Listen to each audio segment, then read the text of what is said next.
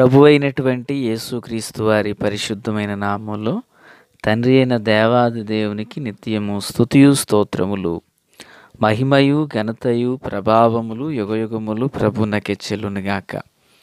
ఆత్మీయులారా, బాగున్నారు కదూ? మరో పర్యాయం మనం ఇలాగని కలిసి దేవుని వాక్యాన్ని ధ్యానం చేయుటకు గాను దేవుడు మనకు అనుగ్రహించిన ఈ మంచి తరుణాన్ని బట్టి మనం ప్రభువుని ఎంతగానో స్తుతించి పత్రులమై ఉన్నాం. దయగలిగిన ఆయన ఆత్మచేత సమభూమి గల దేశమున ప్రభువు మనలను నడిపించునుగాక. ఆమేన్. రేపటి దినాన ఆదివారం మనము నేర్చుకొననై ఉన్న వర్తమానములు, చదవనై ఉన్న వాక్య పఠనములు పరిశుద్ధాత్మని యొక్క కృపలు మనకు ముందుగానే సిద్ధపరచబడుచున్నాయి. కనుక ఆత్మీయులు మిమ్ములను మీరు సిద్ధపరచుకుని దేవుని సన్నిధానానికి త్వరపడి రావాలని ప్రభువు పేరట మనవి చేస్తున్నాను. కీర్తనాకారుడు అంటున్నాడు, యెహోవా మందిరమునకు వెళ్ళుదుమని జనులు నాతో అనినప్పుడు నేను సంతోషించి తిని అంటున్నాడు. అట్టి ఆనంద సంతోషాలు పరమ తండ్రి తన సన్నిధానాన మనందరికీ అనుగ్రహించును గాక. ఆమేన్. నేటి దిన వాక్య ధ్యానము కొరకై ఆదికాండము 45వ అధ్యాయం 1 నుండి 15 వరకున్న వచనాలను ధ్యానం చేయబోతున్నాం. 15వ వాక్యం. అతడు తన సహోదరులందరినీ ముద్దు పెట్టుకుని వారి మీద పడి ఏడ్చిన తరువాత అతని సహోదరులు అతనితో మాటలాడిరి. ప్రార్థన. మహాపరిశుద్ధుడా, ప్రేమగల తండ్రి, కృపగల దేవా, స్తోత్రాలు చెల్లిస్తున్నాము. అపారమైన మీ ప్రేమ, దయా, కృపా, వాత్సల్యతను బట్టి నిండు మనస్సుతో మీ నామాన్ని స్తుతులు చెల్లిస్తున్నాం. మీ దీవెన మా మీద ఉండును గాక. కృపచేత బలపరచండి. మీ సన్నిధి, మీ సహాయము మాకు సమృద్ధిగా దయచేయండి. శక్తి చేత, బలము చేత కానిది ఆత్మ మూలమున జరిగించండి. యేసునామమున ఆమేన్. ప్రియులారా, బాగున్నారు కదూ? ఈ వాక్య భాగంలో యోసేపు తన సహోదరులకు తనను తాను కనుపరుచుకున్న తరువాత తాను తన తండ్రి ఇంటి వారిని, ఇంకా మిగిలిన వారందరినీ కూడా తానుండబో స్థలంలో, అనగా తానుండే స్థలం గోషెనులో నివసించినట్లుగా ఈయన ఏర్పాట్లు చేశారు.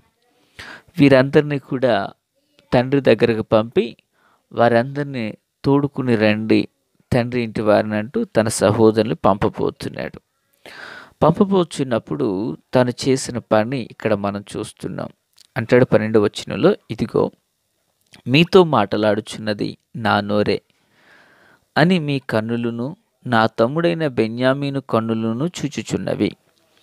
ఐగుప్తులో నాకు కలిగిన సమస్త ఘనతను మీరు చూచినది యావత్తు నా తండ్రికి తెలియజేసి త్వరగా నా తండ్రిని ఇక్కడకు తీసుకురండని తన సహోదరులతో చెప్పి తన తమ్ముడైన బెన్యామీను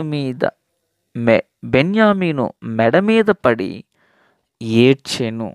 ప్రియులరా, అంటే యోసేపు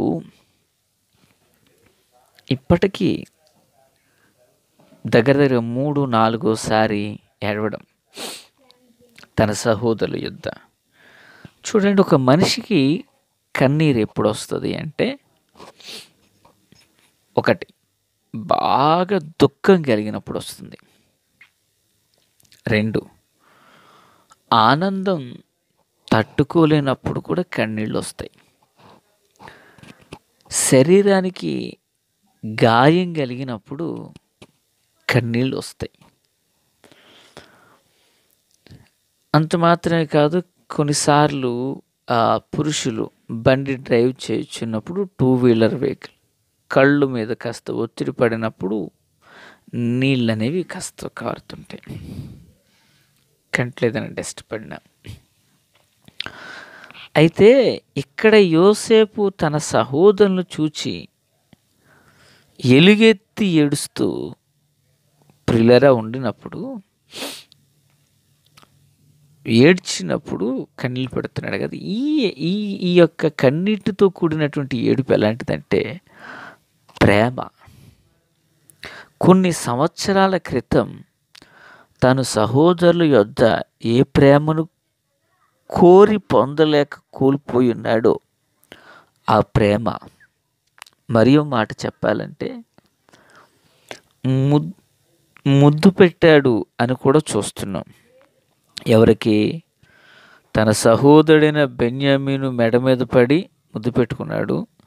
అతడు తన సహోదరులందరినీ ముద్దు పెట్టుకున్నాడట. అంటే యోసేపు ఎంత ప్రేమ కలిగిన వాడో మనకు అర్థమవుతుంది. పిల్లరా వినాలి. నిజానికి తను ఎదుటున్న 10 మంది అన్నలు ఏం చేశారు? ఒకప్పుడు 10 మంది అన్నలు ఏం చేశారంటే తనను కొట్టి గుంటలో పడేశారు. చనిపోయాడని తండ్రికి అబద్ధం చెప్పారు.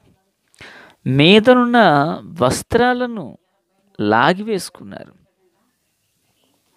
ఇలాంటి పనులు వాళ్ళు చేస్తే తనను తాను కనుపరుచుకున్న తర్వాత, నేనే యోసేపునని చెప్పిన తర్వాత, ఆ సందర్భంలో తాను చేయించున్న పని ఏంటంటే వారి మీద పడి వాళ్ళ ముద్దు పెట్టుకుని ఏడుస్తూ, తండ్రిని తీసుకురండి, పోషిస్తాను, నేను ఎంత స్థితిలో ఉన్నానో మీరు చూచారు కదా అంటూ తన ఘనతను, కీర్తిని తండ్రికి తెలియపరచినట్టు ప్రేమతో విన్నవించుకుంటున్నాడు. బైబిల్ సెలవిస్తుంది, నీ శత్రువు ఆకలిగా ఉంటే వానికి భోజనం పెట్టు, నిన్ను హింసించిన వారి కొరకు ప్రార్థన చెయ్యి అని లేఖనం సెలవిస్తుంది. నిజానికి అవి నాలాంటి వ్యక్తి చెప్పడానికి, మీలాంటి వ్యక్తులు వినడానికి బాగుగానే ఉంటాయి. కానీ ఆ సమయం, ఆ సందర్భం, ఆ అనుభవాలు, పరిస్థితిలోకి మనం వెళ్ళినప్పుడు దానిని పాటించడం అంటే మహా కష్టం కదా, మహా కష్టం కదా. చెప్పడం చాలా ఈజీ అండి, వినడం ఇంకా బాగా ఈజీ అండి. కానీ పాటించడమే చాలా కష్టం.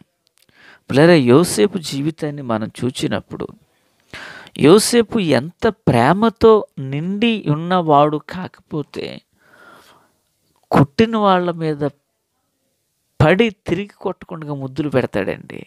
వాళ్ళు చూచి ఏడుస్తున్నాడు. పిల్లరా, అంటే తన హృదయం ఎంత ప్రేమతో నిండిపోయింది. తన హృదయం ప్రేమతో ఎంతగా నిండిపోయి ఉంటే ఆ పని చేస్తాడు. ఈరోజు దేవుని పిల్లలుగా మన జీవితంలో కూడా ఆ యొక్క దేవుని దైవ ప్రేమకు మనం అంకితం అవడమే కాదండి, మనం ఆ ప్రేమను కనుపరిచేవారిగా ఉండాలి. కొన్నిసార్లు సేవకునిగా నన్ను నేను వాక్యపు యొక్క వెలుగులో పరిశోధన చేసుకున్నప్పుడు నేను చేయవలసింది ఇంకెంతో చెప్పసఖ్యము కానతుండిపోయింది. ఆచరించవలసింది చెప్పసఖ్యము కానతుండిపోయింది అనిపిస్తుంది. ఈ మాటలు వినిచిన ఆత్మీయులారా, మరి యోసేపు హృదయం ప్రేమతో నిండినట్లుగా నీ హృదయం అలాగని ప్రేమతో నిండి ఉన్నదా? అలాగ ప్రేమ నీ నుండి బయటికి వెళ్ళగలుగుతుందా? యోసేపు తన వారిని ప్రేమించినట్లుగా కొన్నిసార్లు మనం ప్రేమించలేకపోతున్నాం.